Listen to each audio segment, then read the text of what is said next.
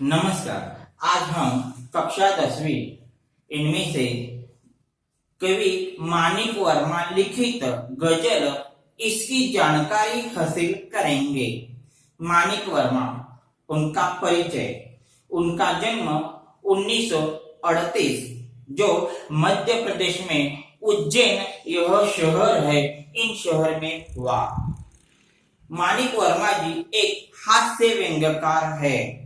उनके साथ साथ उनकी गजलें बहुत ही प्रेरणादायी है। उन्होंने अपनी जिंदगी में न जाने कितने कृतियां तथा रचनाएं तथा लेख लिखे हुए हैं।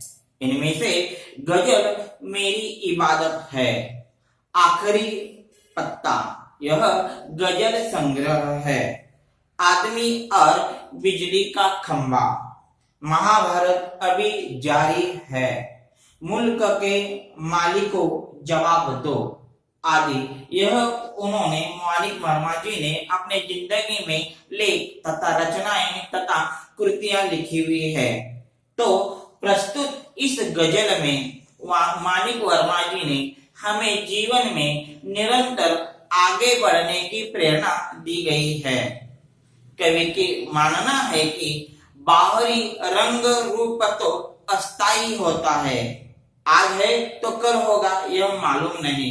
यानी बाहरी रंग रूप के बजाय अंदर के मन के सुंदरता, विचारों का और कर्म अच्छा होना चाहिए, यह इस गजल के अंतर्गत बताया है। तो देखते हैं गजल। आपसे किसने कहा स्वर्णिम शिखर बनकर दिखो, शौक दिखने का है तो फिर नींव के अंदर दिखो। कवि कहता है कि किसी भी चमचमाते हुए शिखरों को देखकर उसकी प्रशंसा करते हैं। जो शिखर कैसा है? सोने जैसा है, स्वर्णिम जैसा है। स्वर्णिम का मतलब सोने के रंग का। तो हमारे जीवन में या मानव के जीवन में या कोई भी हो, तो चमचमाते हुए शिखर को देखते वक्त, पहाड़ को देखते वक्त हम उसकी प्रशंसा करते हैं।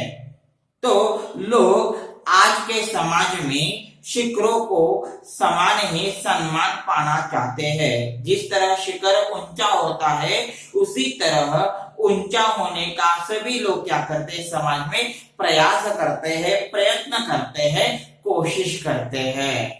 परंतु वास्तव में क्या है? शिखर है, लेकिन वास्तव में क्या है? शिखरों से अधिक महत्व किसको होता है?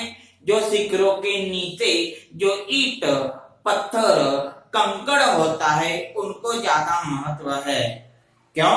क्योंकि जिनके कारण ही ये शिखर बनाया हुआ है। जो नीचे का पत्थर, कंकड़ है, उनके कारण ही ऊपर का भाग जो शिखर है, वो शिखर बनाया हुआ है।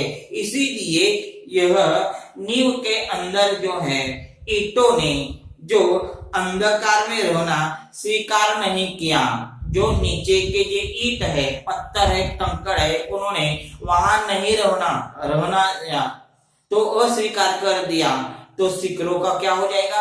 अस्तित्व नहीं हो जाएगा। शिखर क्या हो जाएगा? नीचे गिर जाएगा। यानी शिखर को किसका महत्व है? शिखर के कारण जो नीचे के ईंट का, नीचे के कंकड़ का, नीचे का पत्थर का भी शिखरों के साथ साथ क्या है? बहुत महत्व ऐसा है।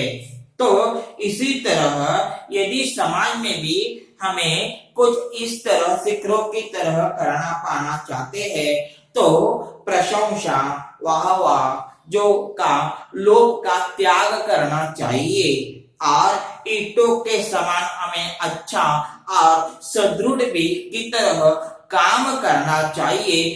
तब हमारा जीवन क्या हो जाएगा? सफल हो जाएगा, ऐसा कवि को लगता है।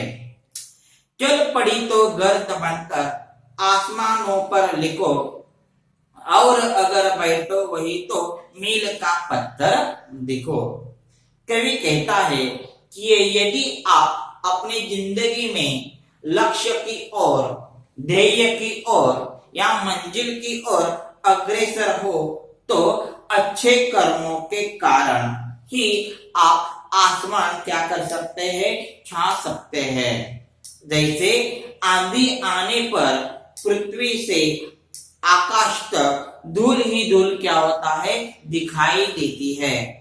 जो आंधी या तूफान आ जाते वक्त तो पृथ्वी से आकाश तक जहां देखो वहां धूल ही धूल हमें दिखाई देती है। तो अर्थात उसके द्वारा अच्छा कामों का प्रभाव और चर्चा भी धूल की तरह फैल जाती है, चर्चा हो जाती है। यदि हम अपने ध्येय, अपने तमन्ना, अपनी मंजिल है वह मंजिल की ओर बढ़ते हुए मार्ग पर कहीं बैठ जाए तो मील के पत्थर के समान बैठ जाओ। जिस तरह मील का पत्थर होता है, जो जैसा गांव, यह गांव 2 किलोमीटर है, यह गांव 3 किलोमीटर है, इस तरह मील का एक पत्थर होता है। जिस तरह पत्थर तो वहां बैठता है, लेकिन पत्थर क्या करता है, हमें सही रास्ता दिखाता है। वो बैठ जाता है लेकिन योग्य या सही रास्ता दिखाने की सहायता करता है। उसी तरह मील के पत्थर की तरह हे मानो तुम भी अपना जीवन जियो, जो योग्य या सही मार्ग सभी को दिखाओ, दूसरे की मदद करो, यह कवि को लगता है।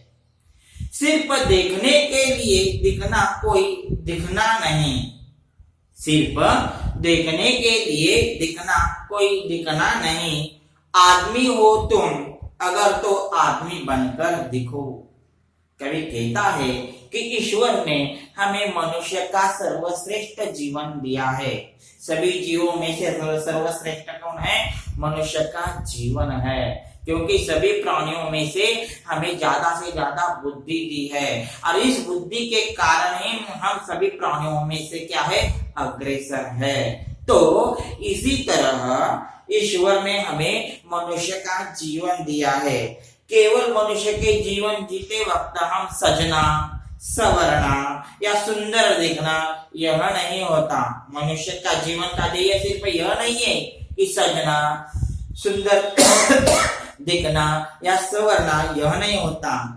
तो इसके साथ साथ हमारा काम कैसा होना चाहिए, सुंदर होना चाहिए, अच्छा कार्य होना चाहिए, सुंदर काम होना चाहिए। ईश्वर ने हमें सर्वश्रेष्ठ मानव जीवन दिया है, तो ऐसे मानवीय गुणों को हमें क्या करना चाहिए, अपनाना चाहिए। और हमें ऐसा कोई काम नहीं करना चाहिए या हमें ऐसा कोई नीच या गलत नहीं काम करना चाहिए कि जो मानवता के बाहर से हो। तो मानव ने मानवता से जो किया हुआ व्यवहार ये मानवता का धर्म होता है, उसी तरह हमें यह कार्य करना चाहिए। समाज के प्रति हमारा सारा जो व्यवहार है, ये सारा व्यवहार, सारा संसार अच्छे मानव के रूप में होना चाहिए, यह कहा गया है।